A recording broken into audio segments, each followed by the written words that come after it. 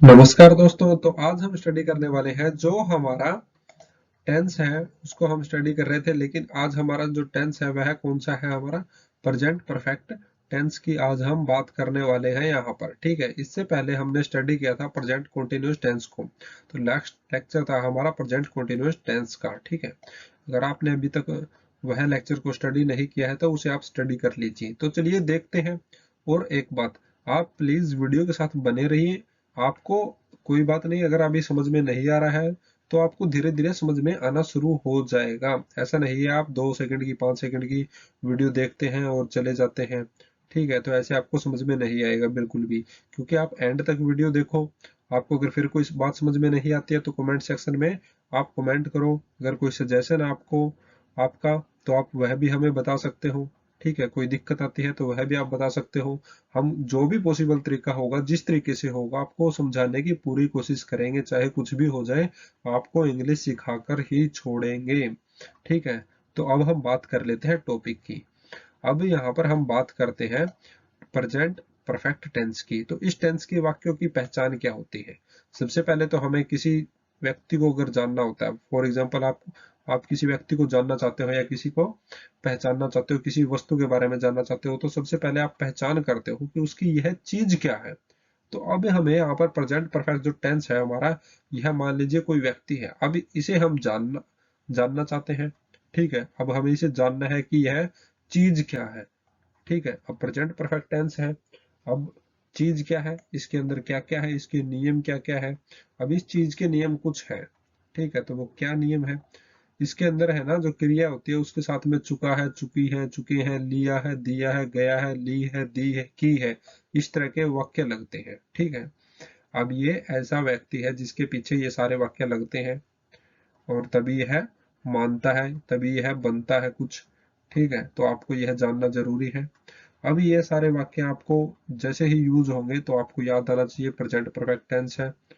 ठीक है, अगर यह वाक्य आप यूज कर रहे हैं तो वहां पर आपको स्ट्रक्चर कौन सा यूज करना है?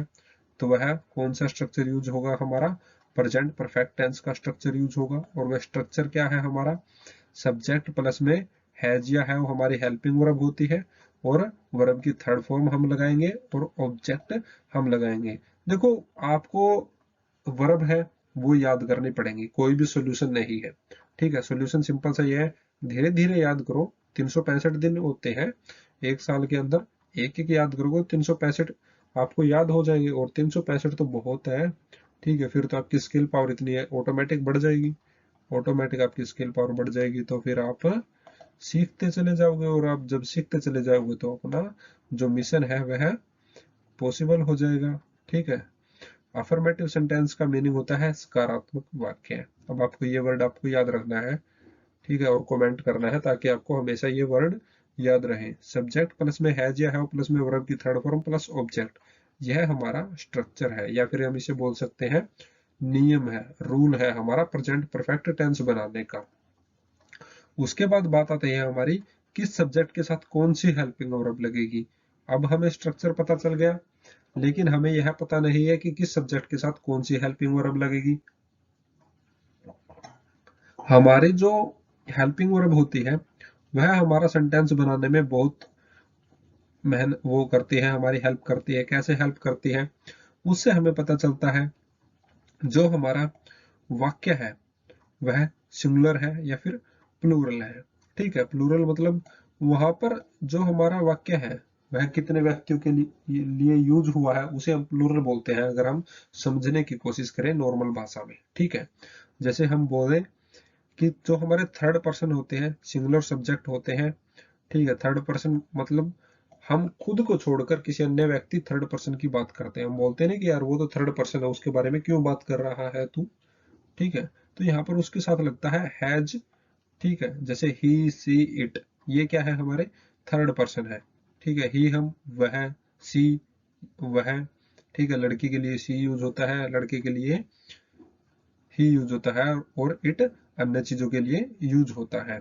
बाकी सभी सब्जेक्ट के साथ हम हैव का यूज करते हैं। बाकी सब्जेक्ट कौन से बच गए हमारे? बाकी सब्जेक्ट आप सोचोगे ही भी हो गया, सी भी हो गया, इट भी हो गया। बाकी वो सारे सब्जेक्ट बच गए हमारे, जैसे आई, मैं बच गया खुद, वी, यानी हम, ठीक है, एक से ज्यादा हो गए हम, आई में खुद हो गया, ठीक है, तो क्या हो गया यहाँ पर, प्लूरल हो गया। तो हमारे जो भी प्लूरल सब्जेक्ट्स होते हैं उनके साथ आई, यू, वी, दे, इन सभी का यूज होता है। तो यहाँ पर आपको पता चल गया हेल्पिंग वर्ब किस किस के साथ यूज होती है। प्रीवियस लेक्चर थे हमारे, जो पिछले लेक्चर थे उसके हम अंदर भी हमने ये स्टडी किया था। जो प्रेजेंट इंडेफिनिट टेंस था उसके अंदर भी हमने स्टडी किया था। तो हम धीरे धीरे स्टडी कर रहे हैं, जैसे जैसे स्टडी करेंगे, रिवाइज करेंगे, हमें याद होता रहेगा। अब चलते हैं, हम एक्सरसाइज देख लेते हैं। यहाँ पर अब आ जाती है हमारी एक्सरसाइज। एक्सरसाइज के अंदर हम यहाँ पर स्टडी कर रहे हैं, मेहमान जा चुके हैं, मेहमान जा चुके हैं, ठीक है। तो the guests have left, guest क्या हो गए हैं, लेफ्ट हो गए, यानी जा चुके हैं। तो यहाँ पर एक से ज्यादा व्यक्ति थे, तो उसके लिए क्या हुआ था, मेहमान जा चुके हैं। अगर एक होता तो वहां पर होता चुका है, तो इसलिए हमने वहां पर हमारा क्या लगाया है, यहाँ पर हमारा हैव लगा है, ठीक है। उसके बाद आते हैं हम यहाँ पर सेकंड, राम स्कूल चला गया है, Ram has gone to school, Ram school चला गया है। तो यहाँ पर राम क्या है, हमारा थर्ड पर्सन है, थर्ड पर्सन के साथ हमने क्या लगाया था, हैज लगाया था। गोन क्या है, हमारी वर्ब की थर्ड फॉर्म है, और राम क्या है, हमारा सब्जेक्ट है, और स्कूल क्या है, हमारा ऑब्जेक्ट है। बन गया सेंटेंस, बस इतना तो इजी था। हमने परिसर को घेर लिया है, we have surrounded the premises. तो यहाँ पर ये इस तरह के वर्ड कौन यूज करते हैं, पुलिस वाले यूज करते हैं, हमने परिसर को घेर लिया है, ठीक है। अगर किसी व्यक्ति के साथ मुठभेड़ हो जाती है, कोई टेररिस्ट अटैक कर देते हैं, तो वो बोलते हैं कि हमने परिसर को घेर लिया है, पुलिस वाले बोलते हैं उनको। माइक के अंदर देखा होगा, मूवीज के अंदर, उसने मेरे मैसेज का जवाब दिया है। अब आपको खुशी का ठिकाना नहीं रहा, ठीक है। आपने किसी लड़की के पास मैसेज किया, उसने बोला hello hi who are you, और आपने अपने दोस्त को बता दिया कि उसने मेरे मैसेज का जवाब दिया है, she has reply to my message. तो आप अपने फ्रेंड को बता रहे हो she has reply to my message, उसने मेरे मैसेज का जवाब दिया है। फिफ्थ आता है हमारा, उसने परीक्षा पास कर ली है, उसने परीक्षा पास कर ली है। जब भी आप किसी थर्ड पर्सन के बारे में डिस्कस कर रहे होते हैं, तो आप वहां पर बोलते हैं सी। सी है तो यहाँ पर लड़की है, लड़की के बारे में आप बात कर रहे हैं, सी हैज पास द एग्जाम्स, ठीक है। या फिर लड़कियां बात कर रही है अपनी सहेली के बारे में, सी हैज पास द एग्जाम्स, उसने परीक्षाएं पास कर ली है। अब आते हैं हम नेक्स्ट, जो है हमारा नेगेटिव सेंटेंस। नेगेटिव सेंटेंस कैसे बनाएंगे हम, कुछ भी नहीं करना है, सिर्फ हमें उठा के नोट लगा देना है, ठीक है। क्या लगा देना है, नोट लगा देना है। कहाँ पर, जो हमारी हेल्पिंग वर्ब थी उसके बाद में कहीं इसे वर्ब की थर्ड फॉर्म के साथ चिपका दो, ऐसा नहीं करना है, नहीं तो पूरा का पूरा सेंटेंस क्या हो जाएगा, गड़बड़ा जाएगा, ठीक है। तो वर्ब की थर्ड फॉर्म से पहले और हेल्पिंग वर्ब के साथ में स्ट्रक्चर सेम रहेगा, यहाँ पर बस नोट लग जाएगा। अब इसके अंदर एक्सरसाइज हम जब भी देखते हैं, तो यहाँ पर हमारे नेगेटिव क्यों बोला गया, क्योंकि नेगेटिव हम बोलते नहीं कि यार तेरे तो हर काम में ना होती है। तो यहाँ पर नेगेटिव इसलिए है क्योंकि जो नेगेटिव सेंटेंस होते हैं उसके अंदर हर बार नहीं होता है, ठीक है। आपने अपना होमवर्क पूरा नहीं किया है, यहाँ पर इसने क्या बोला है कि आपने अपना होमवर्क पूरा नहीं किया है, ठीक है। तो यहाँ पर यह पूछा जाता कि आपने अपना होमवर्क है वह पूरा नहीं किया है, तब यहाँ पर क्या होता, तो क्वेश्चन मार्क बन जाता हमारा, वो इंटेरोगेटिव नेगेटिव बन जाता। लेकिन यहाँ पर हमारा नेगेटिव सेंटेंस है, यहाँ पर क्वेश्चन मार्क नहीं है। You have not completed your homework, आपने अपना होमवर्क पूरा नहीं किया है, तो यह बन गया हमारा सेंटेंस। राम खेलने के लिए बाहर नहीं गया है, तो अब यहाँ पर मान लीजिए राम की मम्मी बता रही है कि राम तो खेलने के लिए बाहर नहीं गया है।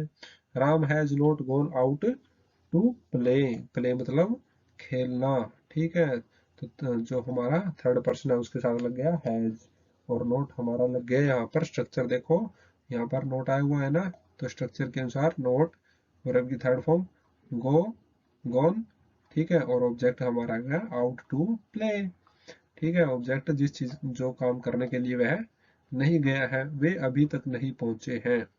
दे हैव नॉट अराइव्ड येट, वे अभी तक नहीं पहुंचे हैं। दे के साथ क्या लगता है, हैव लगता है, और यहाँ पर नेगेटिव है तो नॉट अराइव्ड।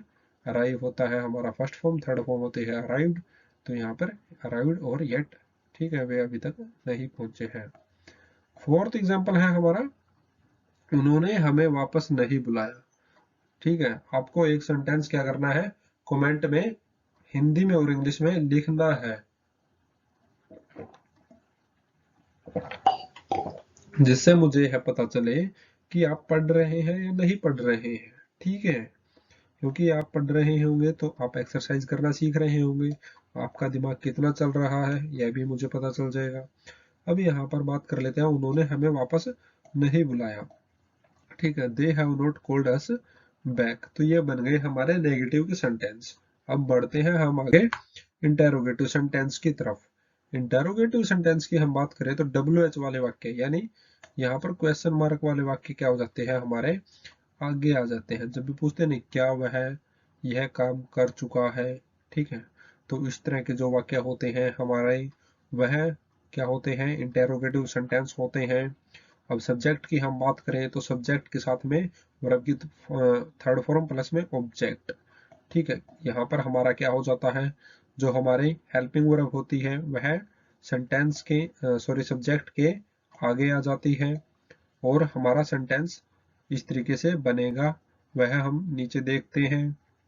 सबसे पहले, क्या आपने आने वाली परीक्षाओं की तैयारी कर ली है। अब यहाँ पर क्वेश्चन पूछा जा रहा है, इंटेरोगेटिव प्रश्नात्मक वाक्य, यानी जहां पर प्रश्न पूछा जाए, प्रश्नात्मक वाक्य। क्या आपने आने वाली परीक्षाओं की तैयारी कर ली है, have you prepared for the upcoming examinations. ठीक है, अब जो सेकंड है, क्या उसने आपकी किताब पढ़ी है। अब यहाँ पर ये क्वेश्चन पूछा गया है कि मान लीजिए आप राइटर हैं, तो किसी ने पूछा होगा आपसे, यानी आप लेखक हैं, तो किसी ने पूछा आपसे, क्या आपने क्या उसने आपकी किताब पढ़ी है। ठीक है, सी रीड योर बुक, तो यह हमारा क्या बन गया, वाक्य, सेंटेंस। थर्ड है हमारा, क्या उन्होंने हमें वापस बुलाया है। अब आप मुझे बताओ कि जो हम यह वाक्य यूज कर रहे हैं किस तरीके से यूज कर रहे हैं। ठीक है, तो ये हम यूज कर रहे हैं स्ट्रक्चर के अनुसार। स्ट्रक्चर क्या है हमारा, हैव हमारी हेल्पिंग वर्ब थी, वो सब्जेक्ट से आगे आ गई है। सब्जेक्ट हमारा दे है, ये हमारा सब्जेक्ट है, ये हमारी हेल्पिंग वर्ब है। कॉल्ड अस बैक, कॉल्ड हमारी वर्ब की थर्ड फॉर्म है, अस बैक ये हमारा ऑब्जेक्ट है। तो इस तरीके से बन जाता है हमारा सेंटेंस। बस आपको क्या करना है, वर्ब की फॉर्म्स को याद करना है, और जिससे आपको पता रहे कि हिंदी में हम इस चीज को क्या बोलते हैं। अब आपको पता ही नहीं हो कि एप्पल को इंग्लिश में, सेब को इंग्लिश में एप्पल बोलते हैं, अगर आपको ना पता हो तो आप कैसे लिखोगे वहां पर, अगर कोई एप्पल का सेंटेंस आपको बनाना है। ठीक है, तो इसलिए आपको पता होना चाहिए ऑब्जेक्ट के बारे में कि ऑब्जेक्ट क्या है। क्या उन्होंने आपके स्कूल की नोटबुक लौटा दी है, यह भी आपने क्वेश्चन पूछा है। Have they return your school notebook. ठीक है, अब फिफ्थ और लास्ट है हमारा यह, क्या उन्होंने खेल खेलना समाप्त कर दिया है, have they finished playing the game. तो ये भी सारे हमारे प्रश्नात्मक वाक्य हैं, और जो हमें प्रैक्टिस करने हैं। आपको 2 वाक्य कमेंट सेक्शन में लिखने हैं, और हमें बताना है कि आप इंग्लिश सीख रहे हैं, और आपकी कोई समस्या है तो उसका हम समाधान करेंगे, चाहे कोई भी आपकी समस्या हो पढ़ाई से रिलेटेड। ठीक है, अब चलते हैं आगे। Negative interrogative sentence. Negative interrogative sentence मतलब आपने क्वेश्चन पूछा है लेकिन नेगेटिव तरीके से पूछा है। नेगेटिव तरीके से मतलब, अब देखिए, आपने लाइब्रेरी का बकाया भुगतान क्यों नहीं दिया है। ठीक है, क्या पता आपने दे दिया हो, लेकिन उसने पूछा क्यों नहीं दिया है, रीजन भी पूछ लिया और क्वेश्चन भी पूछ लिया। ठीक है, तो यहाँ पर यह हमारा होता है नेगेटिव इंटेरोगेटिव सेंटेंस। अब इसके अंदर हम बात करते हैं, जो हमारा नेगेटिव इंटेरोगेटिव सेंटेंस है उसके अंदर स्ट्रक्चर की बात करें, तो जो हमने नेगेटिव इंटेरोगेटिव सेंटेंस को स्टडी करने से पहले हमने स्टडी किया था, इससे पहले इंटेरोगेटिव को। इंटेरोगेटिव में प्रश्नात्मक था, लेकिन यहाँ पर क्या हो गया, वही सेम रहेगा जो हमारा स्ट्रक्चर होगा, लेकिन क्या होगा, जो हमारा नोट है वह सब्जेक्ट के बाद में आएगा। नोट हमेशा सब्जेक्ट के साथ ही लगेगा, ठीक है, वह सब्जेक्ट के साथ चिपकेगा और कहीं नहीं जाएगा। कहीं पर आप कभी सोचो कि इंटरोगेटिव में तो कहीं और चला जाएगा। तो ये याद रखना है आपको, अभी तक प्रेजेंट टेंस के अंदर कंप्लीट लास्ट तक आपको याद रखना है, ठीक है, कि जो हमारा नोट है वह सब्जेक्ट के साथ चिपका रहेगा अगर हमारा नेगेटिव सेंटेंस होता है तो। अब यहाँ पर वही हेल्पिंग वर्ब आगे, सब्जेक्ट नोट प्लस में वर्ब की थर्ड फॉर्म, फिर ऑब्जेक्ट, ठीक है। तो यहाँ पर हम फटाफट से देख लेते हैं हमारे जो प्रैक्टिस के एक्सरसाइज के सेंटेंस है। आपने लाइब्रेरी का बकाया भुगतान क्यों नहीं दिया है? Why you have not paid the library dues, ठीक है, ड्यूज मतलब बकाया। या फिर सेकंड है हमारा, उसने मैथमेटिक्स ओलंपियाड के लिए आवेदन क्यों नहीं किया है? Why has she not applied for the mathematics olympiad, ठीक है, उसका मन नहीं होगा या फिर उसे लग रहा होगा कि मुझे हारने का डर है। तो हारने के डर से कभी भी गिव अप नहीं करना चाहिए, हार नहीं माननी चाहिए। तो अब आता है हमारा थर्ड, उन्होंने खाना क्यों नहीं खाया है? उन्होंने खाना क्यों नहीं खाया है? Why have they not eaten the food? eaten क्या है, हमारी थर्ड फॉर्म है वर्ब की, तो यहाँ पर थर्ड फॉर्म यूज होंगी। फोर्थ है हमारा, वह अपनी किताबें क्यों नहीं लाई है? अब यहाँ पर पूछा गया है क्यों नहीं लाई है। Why has she not brought her books? तो यहाँ पर पूछ रहे हैं उससे क्यों नहीं लाई है, किताबें कहाँ छोड़ कर आई है, पढ़ेगी कैसे, ठीक है, वह अपनी किताबें क्यों नहीं लाई है। Why has she not brought her books, ठीक है। अब लास्ट है हमारा, आपने अपना होमवर्क क्यों नहीं किया है? अब आपने अपना होमवर्क क्यों नहीं किया है, यह आपका टीचर आपसे पूछ सकता है और आपको थप्पड़ भी लगा सकता है। तो इसलिए बच के रहिएगा और अपना होमवर्क करते रहिएगा और इंग्लिश को पढ़ते रहिएगा। Why have you note done your homework, आपने अपना होमवर्क क्यों नहीं किया है।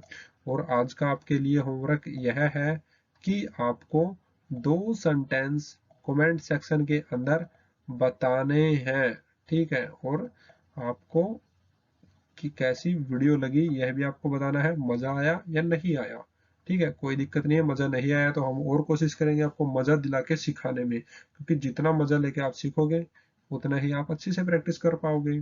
तो मिलते हैं इसी के साथ नेक्स्ट लेक्चर में। तो आज के लिए बस इतना ही, टाटा बाय, थैंक यू, और देखते रहिए, सीखते रहिए, बने रहिए हमारे साथ।